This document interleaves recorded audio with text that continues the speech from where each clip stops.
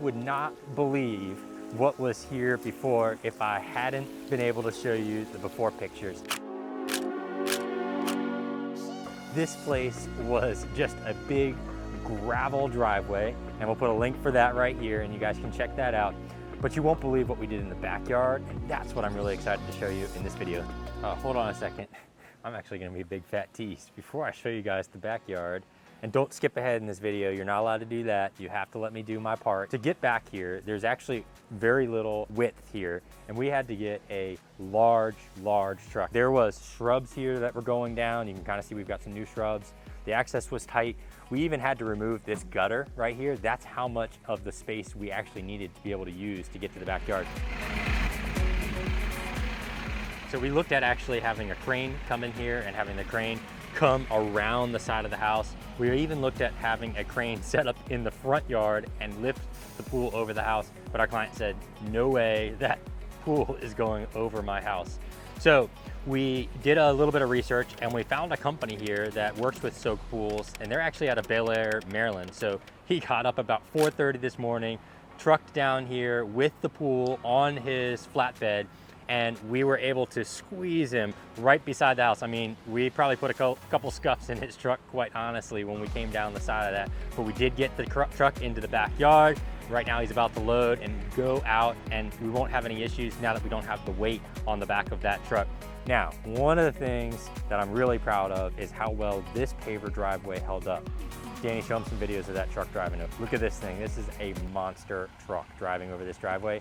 Driveway didn't even flex, didn't even experience any pain. It was an awesome experience to see that truck come over this driveway. As you come back, this was a brick walkway that was just kind of falling apart, kind of dilapidated, went with the time that this house was built, but didn't go with what we put in the backyard. So with the old brick in here, we made some really good transitions into the old space. We added a little bit of like that walkway that was in the front yard that you saw. So that kind of brings that vibe in. When you're inside, this ends up just being this really cool and unique courtyard.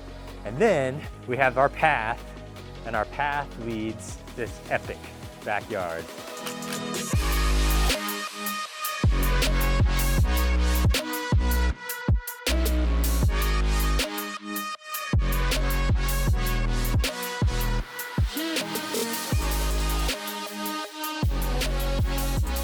How cool is this? So this was inspired by the idea of grandkids and grandparents being able to experience the space at the same time.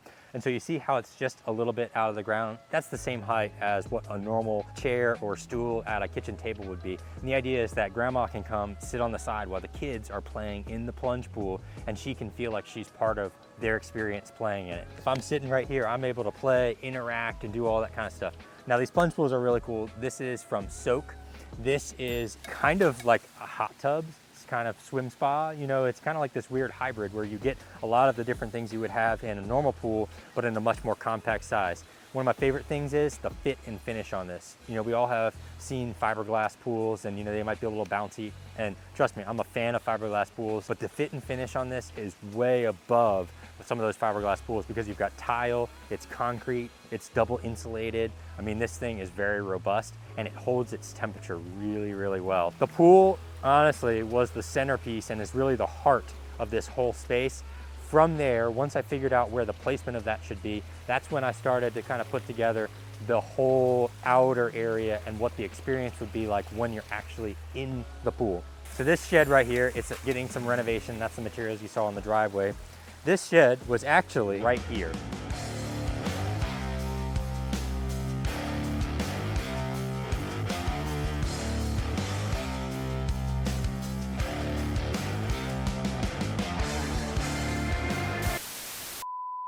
You saw the shed getting moved back to this spot, but this obviously wasn't the final resting place of that shed. I honestly was not a huge fan of the shed being placed here because it kind of messed up the dynamics of my water feature, because I really wanted this to be the start of the water feature and then the walls kind of continue.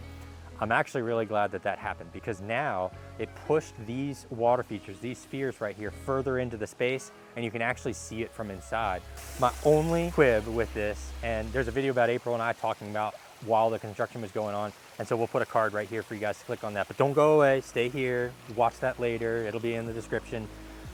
We lost about 6,000 gallons of water that was flowing over the waterfall. And so it kind of took a little bit away from the waterfall that I really wanted. So the idea with these walls right here was to enhance the experience in the pool.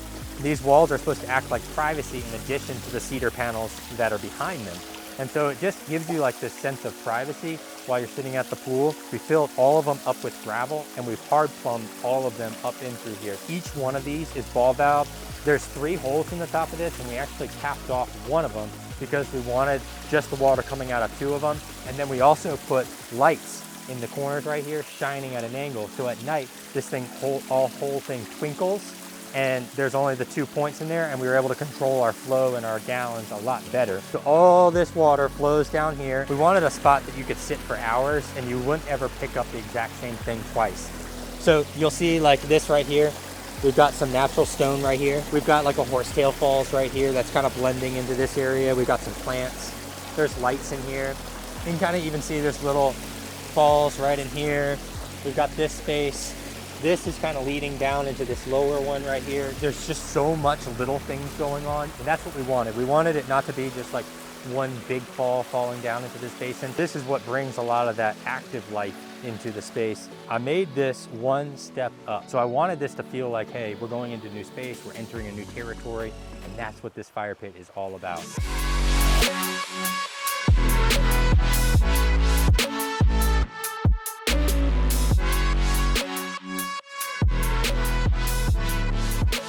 So this step here with the seating wall that's lit up, the idea is you're sitting here, sitting at the fire, sitting on the wall, sitting in the chairs. However you're gathered around this fire pit, you've got water, you've got pool, you've got more water, you've got more water, you've got pavers, you've got the experience, and then you have the river. The sun sets right there. And so while you're sitting right here, you can see the sunset. We're lined up perfectly with it. We've got the fire, the flame, the water. So we need your guys' help. We want to come up with a new segment. You know, in The Office, and if you're not an Office fan, I'm sorry, you have to watch it. But you know in The Office where there's Mike, you know, and he goes to the bar and he's like a pool shark and all this and that. And he like tries to be like all buff Mike, you know. We need like something like nerdy Mike or technical Mike or whatever. But the whole idea of the segment is where I'm going to go through and I'm going to tell you guys all the technical details of a job, like how many tons of stone got moved, how many square feet of pavers, you know, what went into the actual thing. So help us come up with a funny name, and the best winner, will mail you guys a shirt. For the best comment, we'll mail you guys a shirt for, I don't know, and a hat. There you go. So we're gonna start right here for our nerd mic, tech mic, whatever you guys come up with. We're gonna start right here. So this is an 18 by 18 fire pit with a 5-foot fire pit area in their fire pit in the center. And this is a 422,000 BTU burner. It's got gas plumbed up underneath and it's got a key off and on. And then you'll see there's 2 vents on either side of it that allows for ventilation just in case any gas gets underneath. The air will pull it out and go around. This is a 22,000 pound plunge pool. It's got tiling on the inside. It's got a bench with stairs going down. All of the plumbing actually goes through a chase to the side, and I'll show you guys how the equipment is set up on there. It's 18 inches tall. We actually have lights underneath of here. So there's 9 lights around this hot tub area, and then this is granite, and we push this back just a little bit and rounded these edges just to give it a reveal and a little bit more of a built and structured. It has an auto cover that's housed right here. There's actually a drain that goes down underneath of this, and all the water that is on the cover, if there is any or anything that can get in there, actually drains down underneath into the bottom of this pool. Underneath of this pool, there's actually some piping that goes all the way out to there, just in case any water gets down beside it. All that water can go out here just so there's no hydrostatic pressure that ends up being any issue in popping this thing out of the ground. Pavers I'm standing on, these are a Teco Block Blue 60. The larger pavers in the fire pit and up on the landing there, those are Teco Block Blue Grande, and those are all in grade nickel. We've got this swath through here. This is a Teco Block Bellagio with a Teco Block Antica, and these are all in onyx as our path that leads through here. The sand that you see in here, and this is one of my favorite things, this is a resin-based sand. This is nitro sand that you see in there. We have 22 aqua blocks right here in this water feature, and this is 3 spheres, so 2 mediums. One of them is sitting on an aqua block right there, and then 1 large. Over here, we actually have each segment There's only 2 segments and then a topper, and this is a front spiller. So you can see we've got our 12 segments of walls and 6 toppers. And then we use about 18,000 pounds of rocks in this feature right here. This entire patio right here is actually built up on gravel from the original base grade. And the reason is if we use dirt or backfill in here, this would end up settling and shifting over time. So this is all set on a permeable base, and that same drain that goes underneath the pool takes all that water away if there is any left over. Right here, you see our steps right here. We used a 3-inch mini Creta in Onyx Black, and then we used a grade nickel. So this is where we switch the color of our steps. We use a grade nickel instead of a shale gray Raffinado Techo Block cap, and there's lights inside of all those. Right over here, this is our courtyard area bordered in the Techo Block Villaggio. We have an aqua basin 45 underneath here, and then you see we've got our path lights all around that and then up on the tree. There's a total of 96 lights in this entire space. Those are cap lights underneath here, lights inside of those panels, all that kind of stuff where they're just hidden and you don't see them all. This shed right here weighs about 96,000 pounds, and you saw in the video where we used 2 machines to pick it up and move it. We actually rewired the electrical right here, and this is where our auto cover is.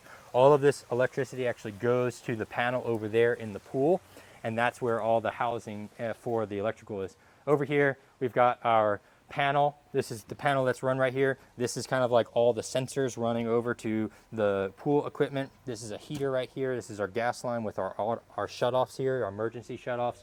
And all of our equipment is actually put on top of pavers just in case there's any issues. And then this is all a Wi-Fi controlled smart system. So it's all from Aqualink, and this is a soak pool. So to get the grade change outside of the patio, we moved about 60 yards of soil over to that other side to give that elevation of the water feature and then have it drop down into that basin. And then on this side with our water feature, it's powered by, which I mentioned before, 3 Aquascape SLD 5000 to 9000, which are adjustable. We have auto dosers on all 3 water features, Aquascape auto dosers. And on this feature in particular, we also have an ion gen because there's been some string allergy issues. So we have an ion gen on this to keep that from happening. And then underneath here, there's a double stack of aqua blocks, and we have 54 aqua blocks in this feature right here behind me. So that is a large urn, and we took off the bottom of it so it wasn't sticking so high, but we also want to make sure you could see it from everywhere in the space. I think that's it. Right, Danny? Okay, cue montage.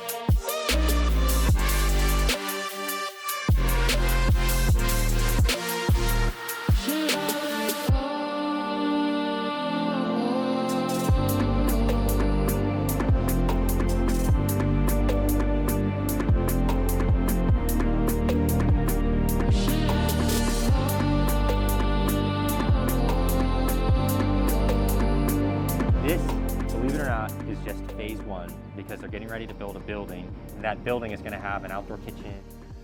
Get outside, my friends.